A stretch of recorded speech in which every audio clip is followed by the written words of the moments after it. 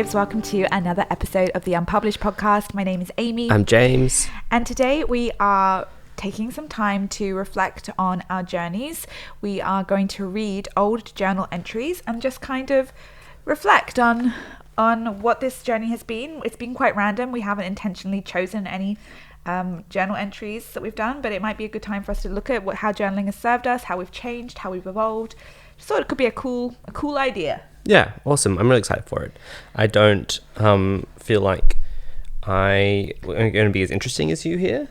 Oh, that's so not true. I was thinking the opposite. Really? Yeah.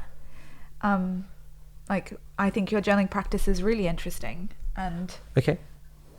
Do you want to tell people what your practice is of journaling? I'm much less hands-on than Amy. I just do, if you're watching the video, you can see my little iPod Nano here. Some of you might know this. Is that what it is? No, not Nano. And yeah, like iPod a mini? Mini. It looks like a really small iPhone. Yeah. And I bought this maybe 3 or 4 years ago from the Apple Store, and it's cost about a third of the price of an iPhone, and I have Evernote on it, and I just have once again holding it up. It's probably not even going to show up in the video, but every night when I go to bed, I have this on airplane mode, so it's not going to distract me at all. I open it up, I write the date, and I just stream of consciousness for maybe 5 minutes. Amazing. And usually the structure is, I'll read you my one from yesterday if you want. Yeah. CNS felt fried today. Wowzers. Even swinging the golf club felt hard. And then I just switched to, I'm excited about this new book I'm planning, and this change to it being a Showa story. I can still have hopeful elements, like maybe such and such intends to end the madness. And anyway, this is just book ideas. And then I go, anyway, I do say anyway. Here's why it's okay to blow a bunch of cash on our holiday. We don't have any dependents or big expenses in our day-to-day life. We haven't traveled overseas for years, so can spend the money we would have spent on all those trips. It's for work, so it's going to improve our tax situation at the end of the year. It's going to make the trip fun and awesome. And I'm grateful for this. And then I always have gratitude at the end. I'm grateful for this awesome travel opportunity. So that was because I was stressed going to bed about, travel. I knew we had a big invoice due today for our travel, where we booked, literally was like our flights there and back and all the internal flights we have in Europe. And I was just like, fuck. It's a lot, isn't it? About to see our bank account go very close to zero. And I was like, why is this not stressful? I just talked through it. And did it help? Yeah, it helped so much. Then I just went to sleep, slept like a baby. For me, it's a big sleep aid. Like, I'm a bad sleeper, which many of you may know. And I have this routine that I've developed over the years, many, many years, where I have about 10 different things I do. And second last thing I do is journal. And it just like dumps all the thoughts from my brain out. So because I get the most anxious as soon as the lights are out and I'm in bed. That's the most anxious time for me. Like, I'm very rarely anxious during the day, but bam, as soon as I have to sleep, I'm like anxiety city. Yeah, really interesting. And did this practice evolve from doing Ryan Holiday's The Daily Stoic? I guess it was related, but no, it was from you. I think from watching you. I didn't try and make that happen. No, I just was like, that looks cool. Okay, great. But you did do the Daily Stoic. I did that first, yeah. I did that first. And that was really great. And I really liked that. And I still, even today, will often read the Daily Stoic before I do this journaling. And then as like a prompt? Incorporate it, as a prompt, just for a paragraph or so while I journal. Amazing. And it's great. Beautiful. For those of you who don't know my journaling practice, I journal every morning. I do 1 page minimum, and I can journal about whatever I want. I have no rules about it. Actually, I have one rule. I don't write to-do lists. And I've been doing it for like 1,500 days or something like that straight. And it has been, pivotal for me. You'll know this, but it's been like, not just, pivotal is almost underselling it. It's like there's Amy before she journaled and Amy after she journaled. Yeah, and it's there is. Very, very, you are still your core Amy, but just your mental health is like night and day. It is, and I feel much more realized, and like I'm a more realized version of myself, and I feel like I know myself in such an intricate way.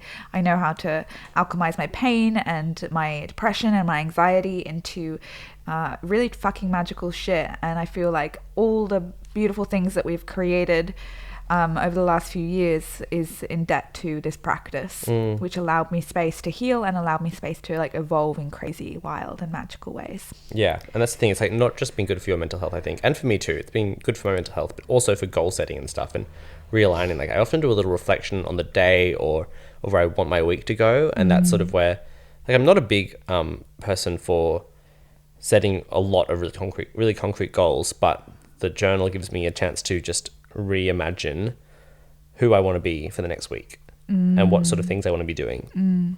Yeah, it's a blank page, right? And you get to, well, I've found that the more I journal, the more I realize it's a space for me to dictate who I am becoming and what it is we're going to be doing. And it's almost a manifestation practice for me now, which is interesting. Yeah, Definitely it's super interesting. Didn't start like that, but it has evolved The into way that. I do it, it's a bit like manifestation, which I've talked about before in the podcast, is I like to do I am the sort of person of statements, especially if I'm doubting. Like if I'm feeling down about my writing or my creative practice or anything like that, I go, I am the sort of person who writes every day. Yeah. And that just I'm the sort of person who finishes, books. I'm the sort of person who improves every time they write a book.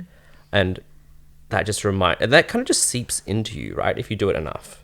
And then you have no choice but to fulfill it almost. Like, I don't know where I heard this said, but someone was on a podcast somewhere and someone was saying humans hate to have a discontinuity between who they say they are and what they actually do. That's so interesting. And I think that's where that comes to as well. Like we almost then will make sure that we're not lying, whether that's to ourselves or to others. Oh, I love that. That's so interesting. I wonder who said that. It's probably Naval again. Damn it, Listened to like Naval. 4 of his podcasts lately.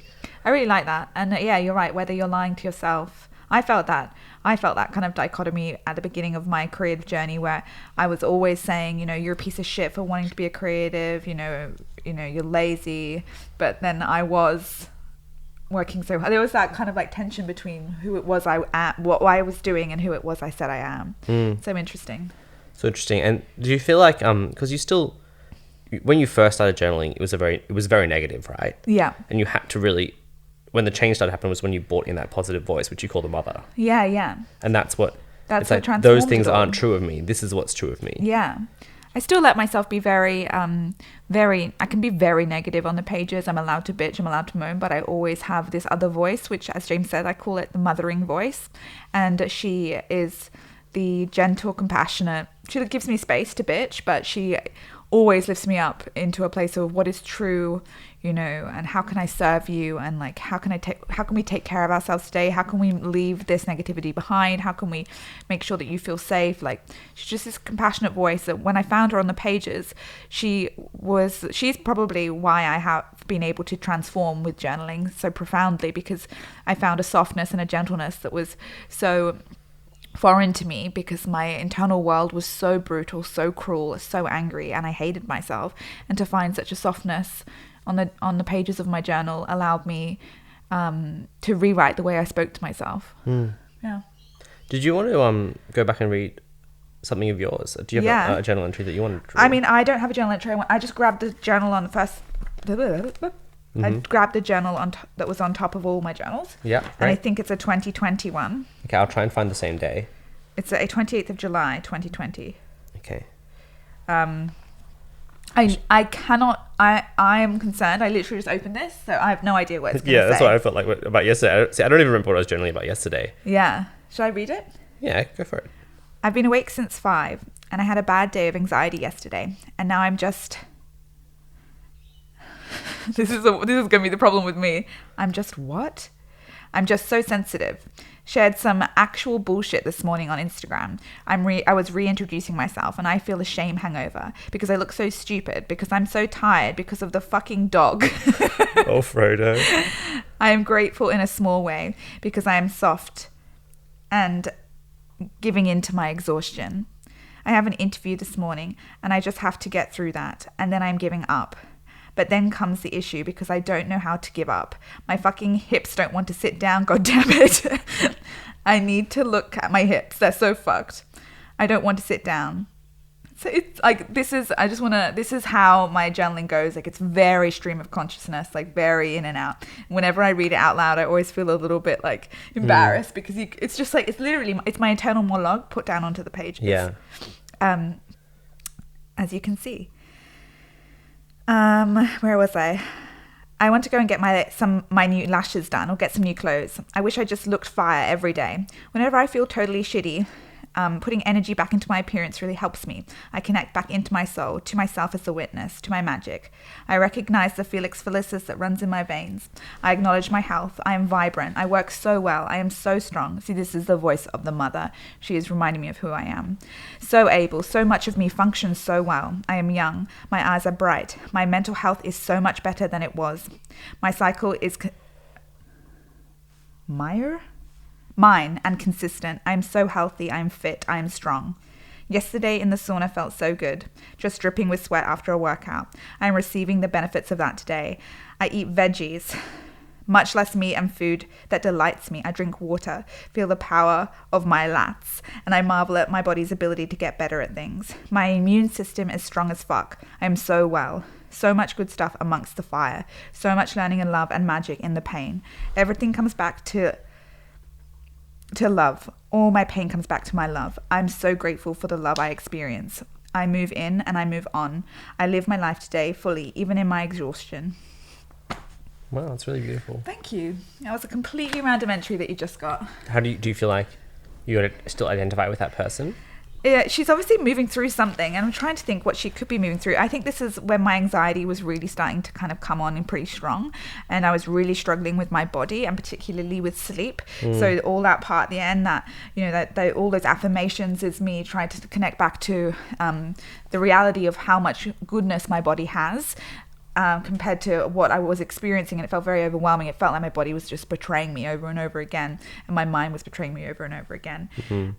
And so just constantly like reminding myself of what is working, what is going well. It's still a practice that I do now, and I love to see how that served me throughout the whole pandemic, really. Yeah. That was a shitty time. I remember that was when you weren't sleeping. That was just horrible. I wasn't horrible. sleeping. It was really hard. Yeah. And obviously the dog had fucked at something that night. Yeah, super interesting. Something that I do notice here is at the beginning is that I say that I'm going to give up on my day, and this was a pattern that I've been in throughout my depressed years, where I would give up very, very. Ooh, change the battery pack. It's not good. I'm just going to pause. All right, sorry guys, small technical issue when we're back. What I was trying to say was that I talk about in that journal entry at the beginning, and this is something that I've noticed. I've noticed growth here, is that I say that I'm going to give up on my day. And again, as I was saying, this was a practice that I had nearly daily with my depression. I would try and do work. I couldn't. I would get depressed. I would literally spend the hours from 1 p.m. to 4 p.m. crying, and then I would give up on my day. And so giving up, and like often in a real emotional like upheaval, giving up is a practice that's happened a lot in my life, and it was a way that I coped with being not in the place that I wanted to be. And that's not something I do as much anymore. Instead of giving up, I more intentionally just choose to do something else. So instead of having this like, oh my god, I've just got to get through this and then I can exhale, I feel like I'm a little bit more intentional. And this is still a really big journey for me, because learning how to work for myself is like a really difficult thing that I really do struggle with. Learning how to work has been something I've really struggled with, but I don't tend to have the crisis point every day anymore, and I don't tend to give up anymore. And so that's definitely something I've learned over the last 2 years. That's really cool. Yeah, I've seen that in you. It's really nice. Like you might just need to work through something, but then I feel like you always can come back. Yeah. Well, not always, but a lot of the time. Yeah, it's definitely less. I'm definitely less emotionally drastic. Not that I'm less emotional, but I'm less. I have less complete fucking losing it moments. Yeah, well, I feel like you're better able to metacognate, right? Like Yeah. you're better able to see what's happening and what stories are coming up for you and stuff. I think for a lot of my life, and this is something I'm still working through, is my body would be under a huge amount of stress that I wasn't cognitively aware of, and then it would peak, and then I'd have a fucking meltdown, and it would almost feel like it came out of nowhere, like I wasn't aware of how much stress was building up. But I think through journaling, I've become a lot more aware of how stress impacts me, and when's too much and when do I need to step back and stuff like that. Yeah. Do you want to read an old? Yeah, I was sorry, I got a no face ID on these iPods. Can you believe it? How do I survive? It's taking me all the way back to the top. No, it hasn't. I've got a really old one. Like, this is one of the first journal entries I ever did, I reckon. Okay, bring it. And I think I was doing more micro journaling here. Like, every time I would feel a little bit anxious, I would write down exactly what it was and why. Oh, interesting. So this seems like I've done, a few, what do you call, sessions throughout the day. Okay, interesting. The title is My Head Hurts. I should have taken some Panadol. I love that. My head hurts. I should have taken some Panadol is the next line as well. Must have just repeated the title. We're on our way to Cass and Scott's for book club. I'm looking forward to it. We read Conversations with Friends by Sally Rooney. She's a brilliant writer. I wonder if I'll ever reach that level of skill. Likely no, but I don't think it's as important for me to be a good writer as it is to tell a good story and entertain. The Conversations with Friends was a great character study, but I like plot. It had none. Which is a bit harsh. Like, I think I was being harsh there. Sally Rooney doesn't There's have no plot, but it's a great. I still really enjoyed the book, obviously. Sorry, past James. I don't want to disagree with you too much there. And then obviously I've taken a break and I said, I have a pain in my gut and feel almost hungover after dinner with Henry and Ames last night. Amy had food poisoning. Oh yeah, Remember that was bad. It was bad. It doesn't feel like that. It's more like preservatives in bad wine. I say, fool. Needed to take a Panadol again, or back with the Panadol. It's a lot of body stuff for both of us on that day. Oh well, can't do anything about it now. I love driving with Amy. We're pretty into the new T Swift album. It's great. Obviously doing this while we're driving, literally while we're driving. This is so pure. Amy is down about her business, but I'm so proud of her. Oh. I admit it's stressful, but we knew that going in. Revenue and expenses are stressful. Well, not revenue, expenses are. As are people. People are stressful.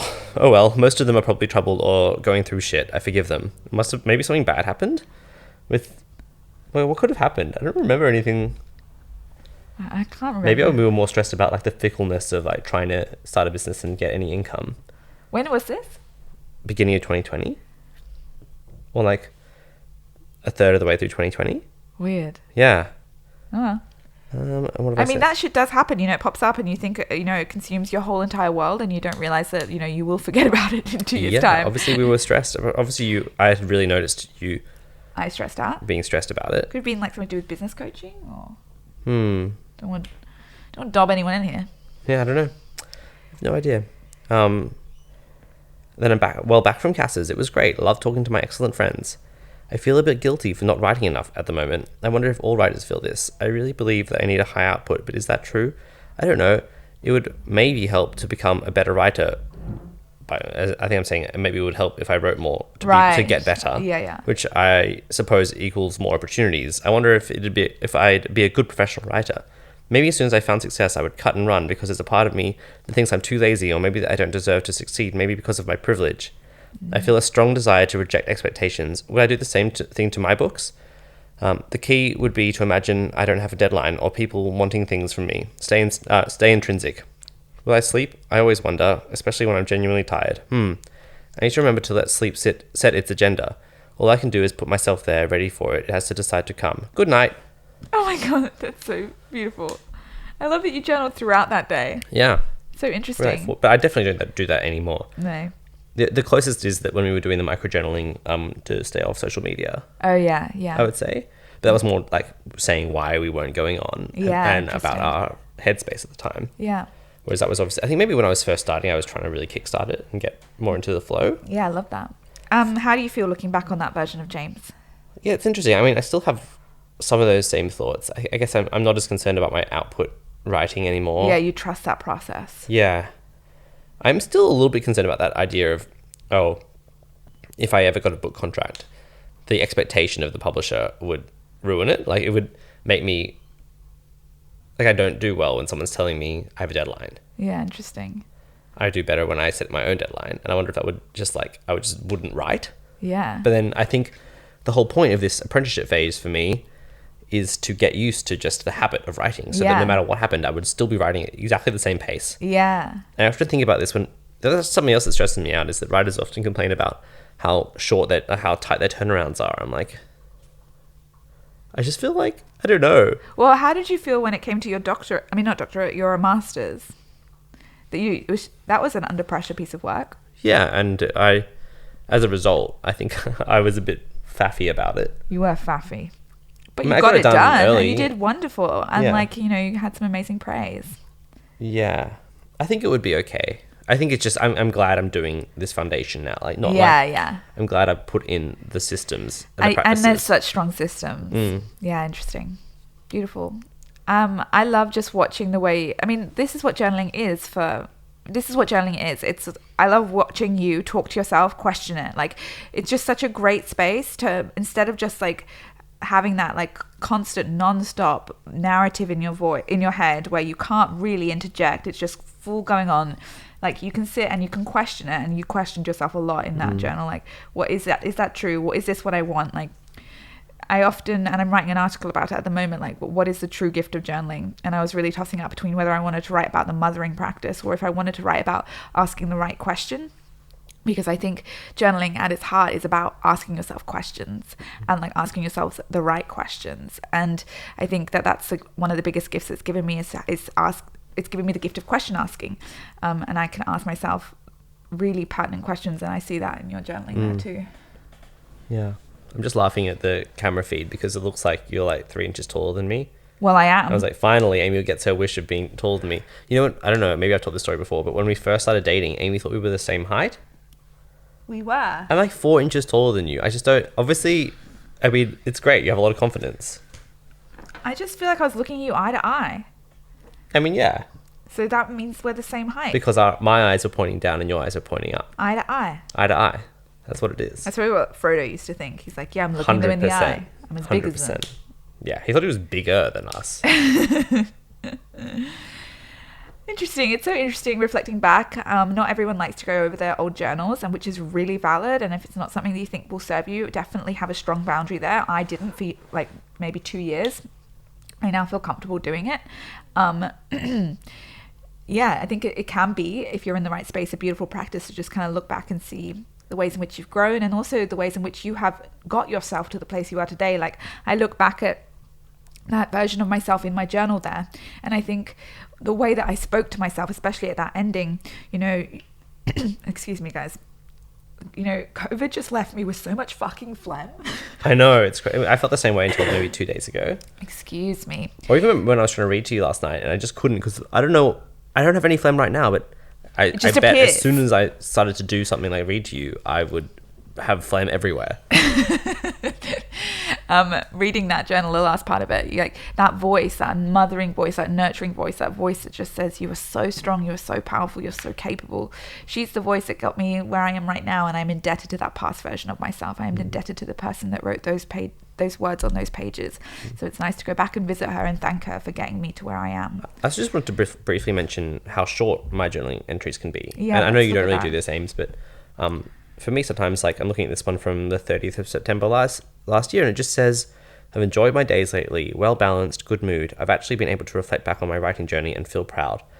I'm grateful for Amy for encouraging me to write, and that's it. And it's just like, that would have taken me 1 minute less, 30 seconds. And I love that. There's just I just love it. There's so many different things that we can get out of this journaling practice, and too many of us putting too many rules on ourselves of what it has to be, and it's so not needed. You know, make it work for you. There are no rules. Yeah.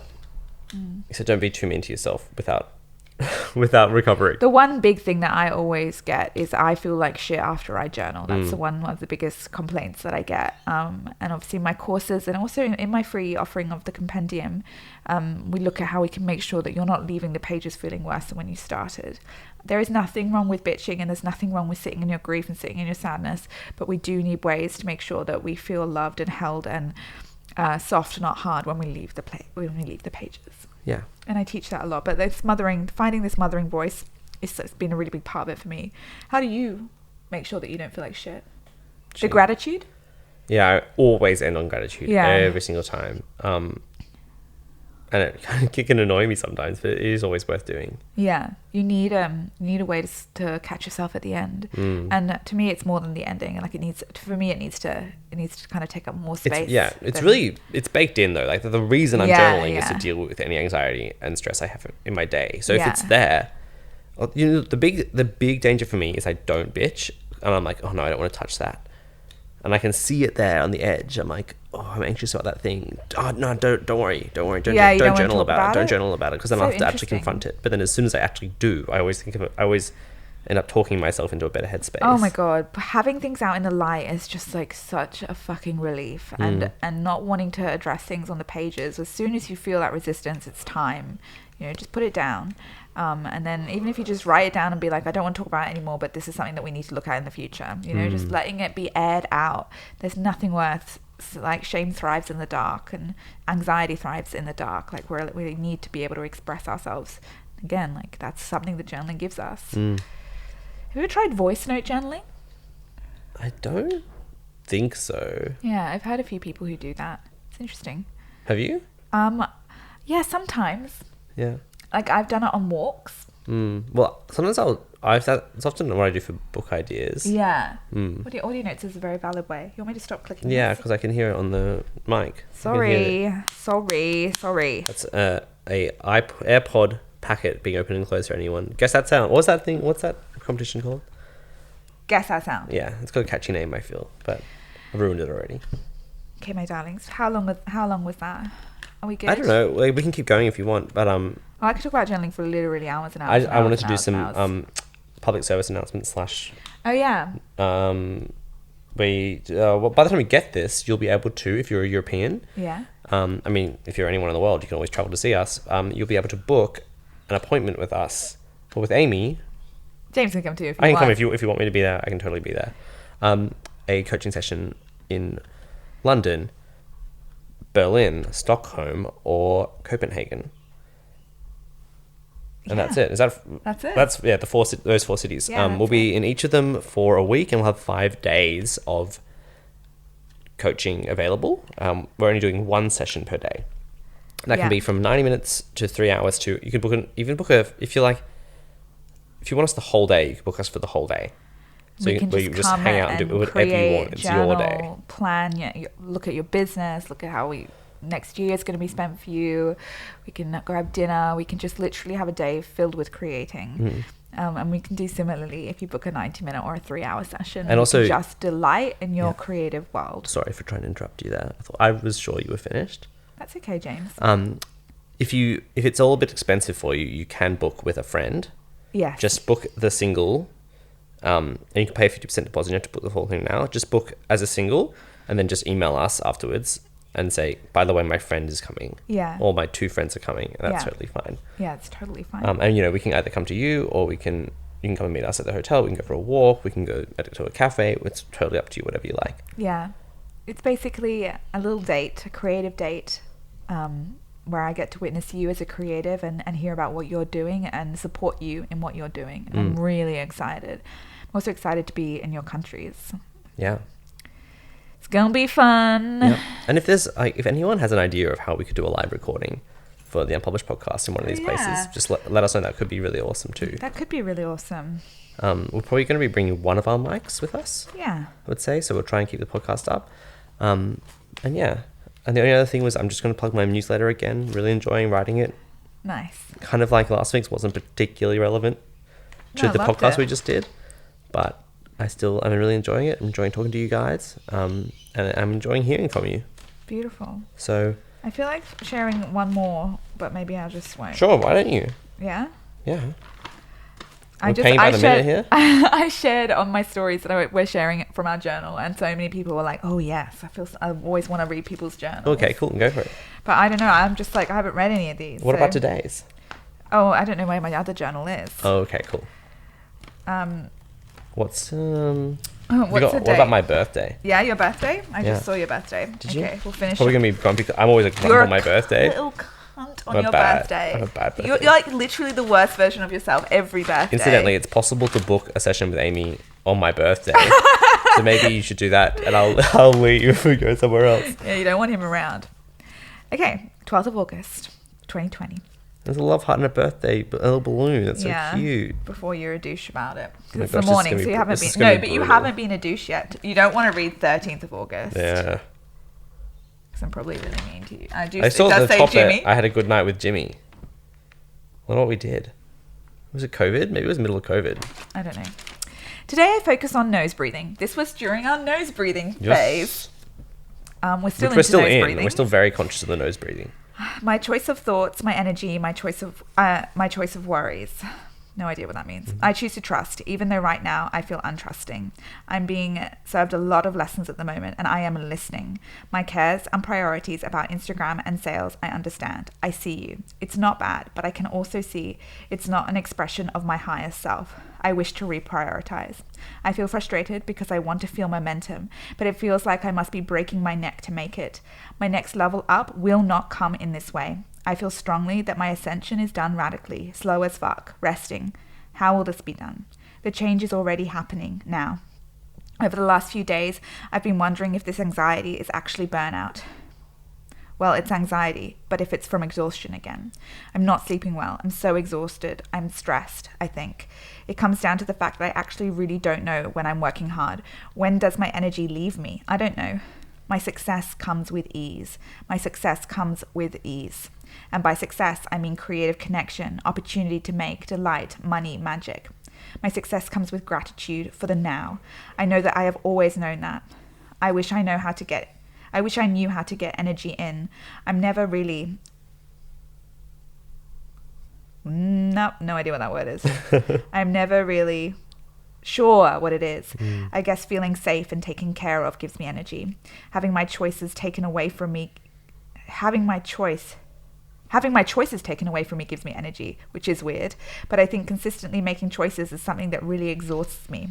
So when I'm on holidays with my mama, having the schedule taken care of really relaxes me. I can just move with the current. I hate always, in brackets, I don't hate. It's just energy out. To always make choices, to always be pushing, to always be making my choices. It makes me tired. Maybe if your mothering self made the choices for you, like before the day begins, and you must obey her, something. I think there's a part of me that misses authority, which is insane as fuck. But I'm tired, and I'm a cunt who can't give myself permission to rest. That's a hard one for me because I'm still really moving through that. I want to see what the aftermath of my birthday was. But that was, yeah, super interesting. It's interesting, because even in the compendium, you ask people to figure out what gives them energy out. And, you wrote the compendium and you still don't know 100%. Yeah. Well, I feel like you have a good idea, but it's hard to give it to yourself, right? Yeah. It's one thing to know and one thing to give it to yourself. I think actually I struggle more with energy out than energy in. Like I do know what gives me energy, but I think sometimes I'm hemorrhaging energy unconsciously. So I'm like, suddenly have no energy and I'll be like, what the fuck? Yeah And it can kind of creep up on you sometimes. It's like, well, why could I work 4 days in a row really hard then and now today and I was fine, now this time I do like 2 hours of work and I'm fucked. Yeah very odd. Anyway, that's all of those words. Like I just love reading back on my journals. Like that is really still relevant to me today, even though it's 2 years on. I don't want to judge that. Like I'm right. And sometimes it takes a long time to really integrate these new stories. My ascension doesn't come from pushing. My ascension comes to me with ease. And that is something that I'm still working on every day now, with realizing that I don't need to push and force to make creative abundance. I can exhale and it comes to me. And, I know it can be frustrating when we look back on our journals and where we're writing about the same things several years ago that we're writing about today. But I want to remind you that it does take time and that they do integrate over time, and it's not a sign that you're stuck. It's not a sign that things aren't moving. It's just, this is how we process. Things take time. Rewriting these narratives takes time.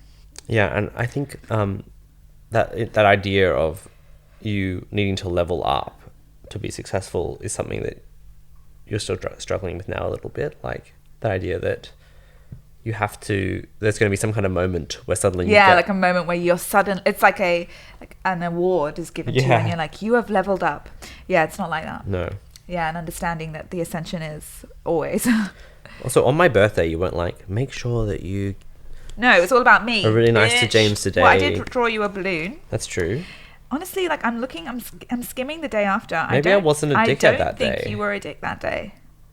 I was really bad last year. Oh, there's my name at the bottom there? Yeah, but it's nice. Okay. I'm being nice. No, hold on.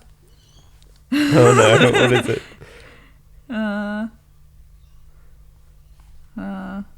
Jimmy feels a lot better this morning, so I'm thankful for that. Yeah, it's classic. I just have a meltdown on my birthday. It's nothing to do Oh, with... no, here we go. Okay.